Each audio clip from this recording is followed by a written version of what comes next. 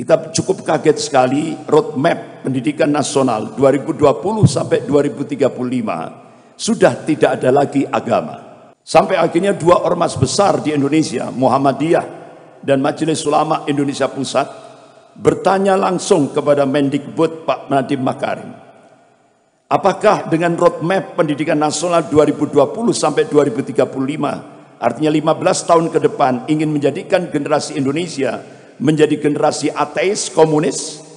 Tidak ada jawaban. Tapi akhirnya ujung-ujungnya muncullah sebuah peraturan pemerintah nomor 57 tahun 2021. Jadi standar pendidikan nasional sudah tidak ada lagi, yaitu mata pelajaran Pancasila dan bahasa Indonesia. Sudah dihapus. Bahkan Dirjen Kemendikbud mengeluarkan Kamus Sejarah Indonesia. Jadi sekarang Kamus Sejarah Indonesia tidak ada lagi tokoh-tokoh Islam seperti Muhammad Natsir, pencetus NKRI, itu sudah tidak ada lagi. Hadratus Syekh Hasyim Asy'ari sudah tidak ada lagi. Kiai Haji Wahid Hasyim dari Nahdlatul Ulama sudah tidak ada lagi. Kiai Haji Mudzakir dari Muhammadiyah tidak ada lagi. Kiai Haji Agus Salim dari Serikat Islam sudah dihapus. Bahkan Buya Hamka sudah tidak ada lagi. Jadi yang dimunculkan Kamus Sejarah baru di Indonesia, yang dimunculkan oleh Dirjen Kemendikbud, ini justru DNID, tokoh-tokoh PKI dan beberapa tokoh-tokoh PKI yang lain. Inilah Kamus Sejarah Indonesia yang baru. Ini sangat membahayakan. Bahkan bapak-bapak, ibu yang dirahmati Allah, pakar-pakar seperti Profesor Salim Said, Guru Besar Ilmu Politik dan Ilmu Militer Universitas Indonesia, beliau memberikan statement di media. Jadi sekarang ini kader-kader komunis yang duduk di DPR RI, yang jumlahnya kurang lebih 200 lebih, sementara politisi Islam cuma 179. Nah, itu menurut Profesor Salim Said, mereka sekarang balas dendam dengan menggunakan kekuasaan, balas dendam terhadap kaum muslimin, Islam dan ulama. Kira-kira terasa enggak itu? Terasa sekali. Bahkan Profesor Nazaruddin Samsudin, Guru Besar Ilmu Politik Universitas Indonesia, tidak menutup kemungkinan Indonesia akan jadi Singapura kedua kalau umat Islam tidak bangkit. Bahkan mantan Ketua Penasihat KPK, yaitu Bapak Dr. Abdullah Ehamahua, beliau menyampaikan, minta kepada ormas-ormas Islam di Indonesia untuk siaga satu. Siaga satu. Kenapa kok siaga satu? Tinggal tunggu giliran untuk dihabisi. Pertama HTI sudah, kedua FPI. Nah sekarang targetnya Muhammadiyah. Habis itu Majelis Ulama. Bahkan di DPR RI penghapusan, artinya pembubaran Majelis Ulama sangat masif sekali, terutama kader-kader komunis yang ada di DPR RI.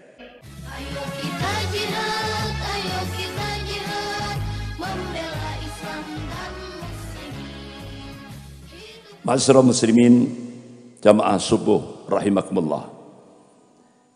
Problematika umat kontemporer, terlebih ketika kita mencoba untuk melihat potret Indonesia kekinian. Saat Indonesia berubah kiblat ke Cina, ada dampak, ada implikasi Polisosput Hankam. Itu yang disampaikan oleh Staf Panglima TNI, yaitu Bapak Mayor Jenderal Aditya Warman Toha di Masjid Al-Azhar, Jakarta Selatan. Ma'asyiral muslimin, jamaah subuh rahimakumullah. Saat kita melihat Indonesia sekarang ini dalam posisi dilematis, saat bahkan ada sebuah nota diplomatik dengan kode referensi Beijing 1448. Di dalamnya isinya Kementerian Luar Negeri Cina dan Kementerian Luar Negeri Amerika sepakat untuk melakukan akselerasi, yaitu percepatan untuk menjadikan Indonesia menjadi sebuah negara sekuler. Dan ini kebalikan dari apa yang ada di Turki. Kalau di Turki dalam waktu 50 tahun berubah dari sekuler ekstrim menjadi Islami yang digerakkan oleh Presiden Turki Tayyip Erdogan. Bahkan beberapa tokoh-tokoh nasional dari Indonesia, salah satu di antaranya Profesor Didin Hafidudin, Rektor Ibnu Khaldun Bogor, terbang ke Istanbul, Turki, mencoba untuk bertanya langsung kepada Presiden Turki Tayyip Erdogan, apa kiat rahasia untuk merubah Turki dari sekuler ekstrim menjadi Islami.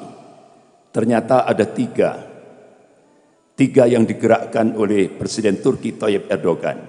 Yang pertama, gerakan sholat subuh berjamaah. Kemudian yang kedua, gerakan zakat, infak, dan sedekah. Kemudian yang ketiga, yaitu menyambung silaturahim, membangun silaturahim antara umara dan ulama, antara ormas-ormas Islam, tokoh-tokoh Islam, aktivis-aktivis Islam. Sehingga dalam waktu 50 tahun Turki berubah dari sekuler ekstrim menjadi Islami.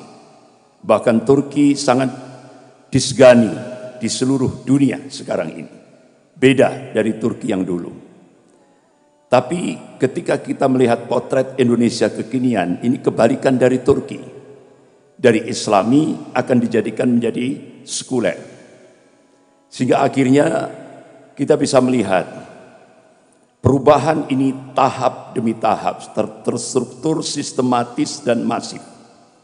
Saat Profesor Yudian Wahyudi diangkat menjadi Ketua Dewan Pembinaan Ideologi Pancasila, dari situlah start awal. Keluarlah sebuah statement, agama musuh terbesar Pancasila. Kalau dulu di Indonesia, itu komunisme, itu musuh terbesar Pancasila. Tapi sekarang agama itu musuh terbesar Pancasila. Bahkan kalau dulu kita lihat musuh terbesar Pancasila itu adalah PKI dan penista agama. Tapi sekarang yang kita saksikan justru penista agama dilindungi oleh negara dan digaji oleh negara. Sebagaimana yang kita saksikan mulai dari Ade Armando, Abu Janda, Denny Sirgar, dan beberapa yang lain. Bahkan Majelis Ulama Indonesia Pusat berkirim surat ke Bareskrim Mabes Polri untuk menangkap Ade Armando. Karena apa? Dia dengan terang-terangan melecehkan Allah, melecehkan Rasulullah, melecehkan Al-Quran, melecehkan Islam, melecehkan ulama. Itu sudah berapa tahun sampai sekarang tidak digubris gitu. Bahkan Ade Armando sampai sekarang dilindungi oleh negara, digaji oleh negara. Nah inilah yang terjadi, belum lagi yang lain-lain. Inilah realitas yang ada. Ma'asyiral muslimin rahimakumullah. Bahkan statement terakhir Profesor Yudian Wahyudi sebagai Ketua Dewan Pembinaan Ideologi Pancasila, dia minta kepada seluruh umat Islam se-Indonesia untuk bergeser dari ketaatan pada kitab suci menjadi ketaatan kepada konstitusi. Artinya apa? Umat Islam di Indonesia ini diminta untuk mencampakkan Al-Quran dan As-Sunnah. Jadi taat kepada konstitusi ciptaan manusia. Itulah statement yang terakhir dari Profesor Yudian Wahyudi sebagai Ketua Dewan Pembinaan Ideologi Pancasila. Jadi benar-benar gerakan peminggiran agama sangat terstruktur, sistematis, dan masif. Bahkan sampai dalam lingkup pendidikan. Kita cukup kaget sekali roadmap pendidikan nasional 2020 sampai 2035 sudah tidak ada lagi agama. Sampai akhirnya dua ormas besar di Indonesia, Muhammadiyah dan Majelis Ulama Indonesia Pusat, bertanya langsung kepada Mendikbud Pak Nadiem Makarim, apakah dengan roadmap pendidikan nasional 2020 sampai 2035, artinya 15 tahun ke depan, ingin menjadikan generasi Indonesia menjadi generasi ateis, komunis? Tidak ada jawaban. Tapi akhirnya ujung-ujungnya muncullah sebuah peraturan pemerintah nomor 57 tahun 2021. Jadi standar pendidikan nasional sudah tidak ada lagi, yaitu mata pelajaran Pancasila dan bahasa Indonesia sudah dihapus. Inilah, jadi tahap demi tahap peminggiran agama ini terstruktur, masif, tersistematis dan masif sekali. Bahkan Dirjen Kemendikbud mengeluarkan Kamus Sejarah Indonesia. Jadi sekarang Kamus Sejarah Indonesia tidak ada lagi tokoh-tokoh Islam seperti Muhammad Natsir, pencetus NKRI, itu sudah tidak ada lagi. Hadratus Syekh Hasyim Asy'ari sudah tidak ada lagi. Kiai Haji Wahid Hasyim dari Nahdlatul Ulama sudah tidak ada lagi. Kiai Haji Mudzakkir dari Muhammadiyah tidak ada lagi. Kiai Haji Agus Salim dari Serikat Islam sudah dihapus. Bahkan Buya Hamka sudah tidak ada lagi. Jadi yang dimunculkan Kamus Sejarah baru di Indonesia, yang dimunculkan oleh Dirjen Kemendikbud, ini justru DNID, tokoh-tokoh PKI, dan beberapa tokoh-tokoh PKI yang lain. Inilah Kamus Sejarah Indonesia yang baru, yang dimunculkan. Sehingga akhirnya beberapa ormas-ormas Islam protes, termasuk PBNU protes, tapi tidak digubris. Inilah yang terjadi. Jadi gerakan peminggiran agama ini benar-benar terus bergerak. Karena apa? Konsekuensi dengan nota diplomatik Beijing 1448, Indonesia wajib harus menjadi negara sekuler. Kalau Indonesia menjadi negara sekuler, otomatis komunis akan bangkit. Itu logika politiknya. Ma'asyiral muslimin jamaah subuh rahimakumullah.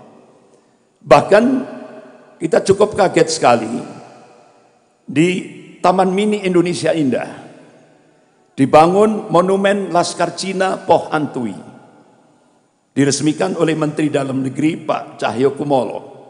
Pada saat peresmian itu disaksikan 9 naga dan Mendagri pidato. Dengan meresmikan Laskar Cina Poh Antui ini mengingatkan kembali siapa leluhur bangsa Indonesia. Jadi leluhur bangsa Indonesia itu Cina. Itu menurut Mendagri Pak Cahyokumolo. Sehingga akhirnya pakar-pakar sejarah di Jakarta, termasuk Pak Ridwan Saidi, itu budayawan Betawi, marah.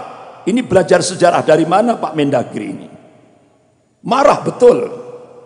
Bahkan beberapa tokoh-tokoh di Jakarta minta dihancurkan itu Laskar Cina Poh Antui, monumen Laskar Cina Poh Antui. Kenapa? Ternyata setelah diungkap sejarah, dan itu diungkap oleh Jenderal Ahana Sution, bahkan beberapa tokoh-tokoh yang sudah wafat, ternyata Laskar Cina Poh Antui itu diciptakan oleh penjajah Belanda untuk memata-matai pribumi, dipersenjatai oleh Belanda, penjajah Belanda. Bahkan Laskar Cina Poh Antui itu diperintah untuk menarik upeti terhadap pribumi, yang tidak mau langsung ditembak, dibunuh. Bahkan Laskar Cina Poh Antui melakukan yaitu pemerkosaan terhadap wanita-wanita pribumi. Dan itulah yang sejarah yang benar. Tapi sekarang dirubah jadi pahlawan.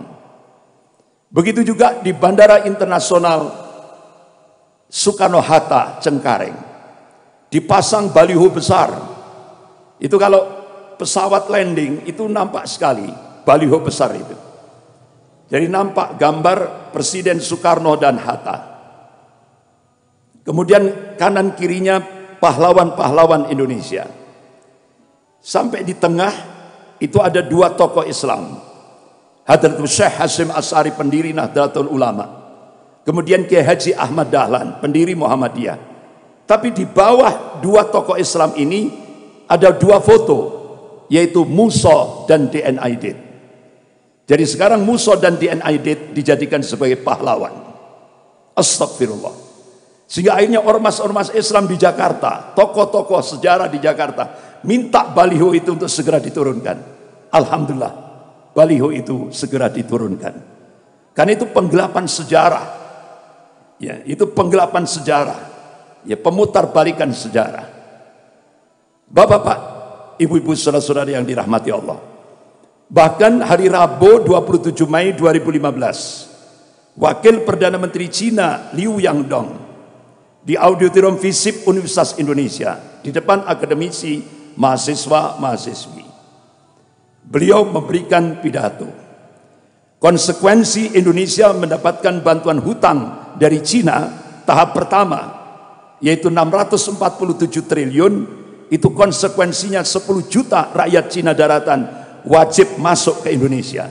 Targetnya 2020. Kita hanya bisa melihat di koran. Di koran sepertinya dicicil 100, 150, 250, 500, sekian. Tapi begitu Duta Besar Cina untuk Indonesia di Jakarta memberikan konferensi pers di depan media, ternyata tiap tahun rakyat Cina daratan yang masuk di Indonesia, bahkan disiapkan 19 bandara oleh pemerintah, itu 2 juta per tahun. Genap 2020 itu 10 juta rakyat Cina. Oleh karena itu ada dua pensiunan jenderal Angkatan Darat, yaitu Bapak Letnan Jenderal TNI Purnawirawan Sarwan Hamid, mantan Kasospol ABRI, dan ada satu mantan Pangdam, datang ke Jawa Timur. Beliau kumpulkan tokoh-tokoh ulama. Jadi ternyata tenaga kerja asing yang mengaku buruh dari Cina yang didatangkan ke Indonesia itu bukan buruh. Rata-rata mereka tentara merah. Bahkan kita cukup kaget. Di Jawa Timur, markas tentara merah itu ada di Tempeh, Lumajang, dekat lautan pasir. Jadi itu kalau di remote, itu pergerakannya ke Malang, Probolinggo, Jember. Nah, kita tidak tahu dari mana dia berangkatnya, itu dari mana, asalnya dari mana. Ternyata sudah ada markas tentara merah di sana. Tapi wa makar Allah wallahu khairul makirin. Mereka membuat makar, tapi Allah membalas makar mereka, dan Allah sebaik-baik pembuat makar. Akhirnya Allah letuskan Gunung Semeru, sehingga akhirnya markas tentara merah yang ada di Tempeh, Lumajang itu langsung dievakuasi. Jadi yang ngusir Allah sendiri. Alhamdulillah selesai sudah. Belum lagi yang di Kalimantan, belum lagi yang di Sulawesi. Lebih banyak lagi. Ini sangat membahayakan. Bahkan bapak-bapak, ibu yang dirahmati Allah, pakar-pakar seperti Profesor Salim Said, guru besar ilmu politik dan ilmu militer Universitas Indonesia, beliau memberikan statement di media. Jadi sekarang ini kader-kader komunis yang duduk di DPR RI, yang jumlahnya kurang lebih 200 lebih, sementara politisi Islam cuma 179, yang kader-kader komunis 200 lebih yang duduk di DPR RI. Bahkan kader-kader komunis pasca dihapuskan Litsus, jadi banyak kader-kader komunis yang menjadi bupati, wali kota, bahkan ada yang jadi gubernur. Nah, ini kader komunis jadi gubernur.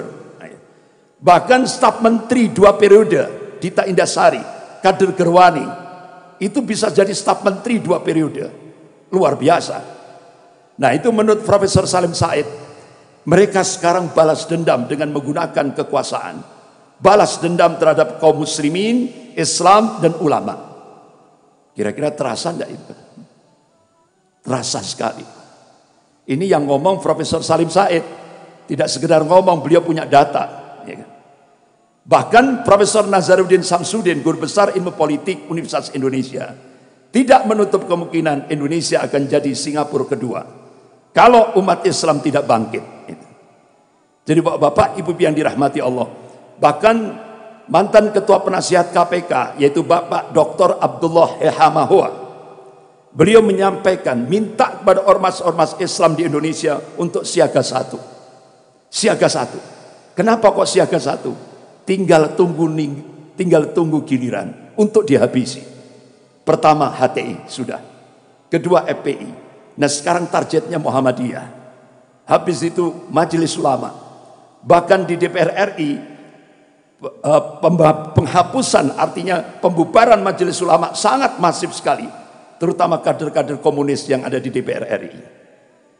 Nah, bapak-bapak, ibu-ibu, saudara-saudara yang dirahmati Allah, sekarang apa yang bisa kita perbuat ketika kondisi realitas Indonesia kekinian seperti ini, potret Indonesia kekinian seperti ini? Apa yang bisa kita perbuat? Allah Subhanahu wa taala memberikan solusi syar'i dalam surah Al-Imran ayat 139. Allah berfirman, "A'udzubillahi minasyaitonir rajim. Wala tahinu wala tahzanu wa antumul a'launa in kuntum mu'minin. Wala tahinu wala tahzanu. Jangan kamu pesimis. Jangan kamu lemah. Jangan kamu merasa inferior. Jangan kamu merasa marginal. Wala tahzan, dan jangan kamu sedih. Wa antumul a'launa, sesungguhnya kamu itu tinggi. Coba kata a'la dalam bahasa Arab itu maknanya yaitu dalam bahasa Arab itu isim tafdil. Artinya yang disifati oleh ayat itu bisa tinggi, bisa unggul. Pertanyaannya, kalau kita korelasikan di Indonesia, kapan umat Islam di Indonesia itu bisa tinggi? Kapan umat Islam di Indonesia bisa unggul? Kapan umat Islam di Indonesia bisa punya al-izzah, kewibawaan? Allah berikan kuncinya, in kuntum mu'minin, jika kalian beriman kepada Allah. Artinya apa yang bisa kita perbuat? Dakwah tauhid harus terus kita gerakkan. Ini solusi yang pertama untuk menghadapi Indonesia kekinian. Dakwah tauhid terus kita gerakkan, jangan berhenti. Karena syarat mutlak kemenangan fid dunya wal akhirah itu adalah tauhid. Tauhid yang murni, tauhid yang bersih, tidak terkontaminasi dengan segala macam bentuk-bentuk kesyirikan, pasti menang. Kenapa? Kita diyakinkan oleh Allah, wa man nasru illa min indillahil azizil hakim. Jadi kemenangan itu datangnya dari Allah, bukan dari manusia yang maha perkasa lagi maha bijaksana. Bahkan Allah berjanji, wa kana haqqan alaina nasrul mu'minin. Kewajiban kami, kata Allah, membela, memenangkan golongan mukmin. Ini motivasi, spirit yang diberikan oleh Allah. Kita tidak boleh pesimis, kita tidak boleh lemah. Yang kedua, solusi yang kedua, ayo kita jadikan lembaga-lembaga pendidikan Islam kita, pesantren-pesantren kita, madrasah-madrasah kita menjadi sarana strategis untuk membangkitkan semangat kebangkitan Islam. Karena tantangan kita sudah di depan mata. Yang ketiga, ayo kita jadi as-siyasah as-syar'iyyah. Ayo kita jadikan umat Islam ini melek politik. Jangan sampai buta politik. Kenapa Indonesia kekinian seperti ini? Dampak daripada umat Islam buta politik. Oleh karena itu Kiai Haji Ahmad Dahlan Allahumma yarham, pendiri Perserikatan Muhammadiyah, beliau memberikan warning, manakala umat Islam Indonesia ini buta politik, apa yang terjadi di Andalusia itu akan terjadi di Indonesia. Habis tidak tersisa. Yang keempat, iktisadiyah Islamiyah. Bangun kekuatan ekonomi umat. Dari mana? Masjid. Lewat apa? Kekuatan jamaah. Inspirasinya dari Indonesia ketika peristiwa 212 ini. Tapi yang mempraktekkan lebih dulu Malaysia pada saat Presiden Perdana Menteri Mahathir Mohamad yang umurnya 93 tahun itu. Jadi beliau gerakkan, beli dari muslim untuk muslim. Karena waktu itu Malaysia, kekuatan ekonomi Malaysia dikuasai oleh Cina. Sehingga akhirnya dengan gerakan beli dari muslim untuk muslim, alhamdulillah sekarang kekuatan ekonomi Malaysia dikuasai muslim Melayu. Yang kelima, bangun persatuan dan kesatuan shaf di tengah perselisihan umat. Artinya apa? Masalah-masalah furuk kita pinggirkan. Ayo, karena musuh kita, tantangan kita sudah di depan mata kita. Bagaimana komunisme, Syiah, Rafidah bersatu untuk melumat umat Islam ini. Oleh karena itu, apa yang diingatkan oleh Rasulullah SAW 1442 tahun yang lalu sudah nampak terjadi di Indonesia ini. Kalau Rasulullah SAW, yusiku antada'a alaikumul umamu min kulli ufukin. Hampir-hampir kata Rasulullah, umat-umat kafir itu saling menyeru, saling mengajak-ngajak untuk menyerang kalian min kulli ufukin, dari segenap arah, dari segenap penjuru. Kama tada'a al-akalatu ala qas'atiha. Kalian seperti makanan di atas mangkok kecil yang jadi rebutan orang-orang yang lapar. Ini bahasa kinayah, bahasa kiasan. Sahabat tanya, "Qulna ya Rasulullah, amin qillatin bina nahnu yauma idin." Apakah posisi kami pada saat itu minoritas? Apakah jumlah kami pada saat itu sedikit? Apa jawaban Rasulullah? La, tidak. Bal antum yauma idzin katsir. Kalian mayoritas, jumlahmu banyak. Walakinnakum gutsaun ka gutsa'is sail. Tapi kualitasmu seperti buih. Kualitas buih itu tidak punya prinsip, tidak punya jati diri, mudah diombang-ambingkan oleh musuh-musuhnya. Nah, hadis ini bukan justifikasi, bukan pembenaran, tapi ini warning, peringatan dari Rasulullah. Jangan sampai umat Islam di Indonesia ini punya kualitas seperti buih. Manakala umat Islam di Indonesia ini kualitasnya seperti buih, Rasulullah mengingatkan, Allah akan mencabut, wala yantazi'annallahu min suduri aduwakum al-mahabbata minkum. Allah akan mencabut rasa takut dari hati musuh-musuh kalian. Wala yakdifannallahu fi qulubikumul wahan. Dan Allah akan mencampakkan al-wahan di dalam hati-hati kalian. Sahabat tanya, ya Rasulullah, wa mal wahan? Apa yang dimaksud al-wahan? Qala hubbud dunya wa karahiyatul maut. Cinta dunia dan takut mati. Jadi kalau sudah penyakit terlalu cinta dunia, takut mati, takut resiko perjuangan, itu sudah menghinggap di hati-hati kaum muslimin, saat itulah Allah akan cabut rasa takut dari hati musuh-musuh kalian. Dan kalian seperti makanan di atas mangkok kecil yang jadi rebutan orang-orang yang lapar. Apa yang dikabarkan oleh Rasulullah ini sudah terjadi di Indonesia. Oleh karena itu Rasulullah memberikan solusi konkret. Qala Rasulullah sallallahu alaihi wasallam, "Idza tabayatum bil aina wa akhadtum adnabal baqari wa raditum bi jar'i wa taraktumul jihad, salatullahu alaikum dulla la yanju hatta tarji ila dinikum." Rawahu Abu Dawud. Idza tabayatum bil aina, jika kalian bermuamalah dengan cara-cara al-ina, salah satu dalam sistem riba. Wa akhadtum adnabal baqari, ini bahasa kinayah, kalian pegang ekor-ekor sapi. Waraditum bijar'i, kalian ridho dengan bercocok tanam. Artinya apa? Jika umat Islam muamalahnya sistem riba, muamalahnya menggunakan sistem ribawi, jika umat Islam sibuk dengan dunia, wa taraktumul jihad fisabilillah, jika umat Islam meninggalkan al jihad fisabilillah, salatullah alaikum dullah, maka Allah turunkan kehinaan. La yanju syai'a, sedikit pun Allah tidak akan mencabut dari kehinaan itu, hatta tarji' ila dinikum, hingga kalian kembali kepada agama kalian.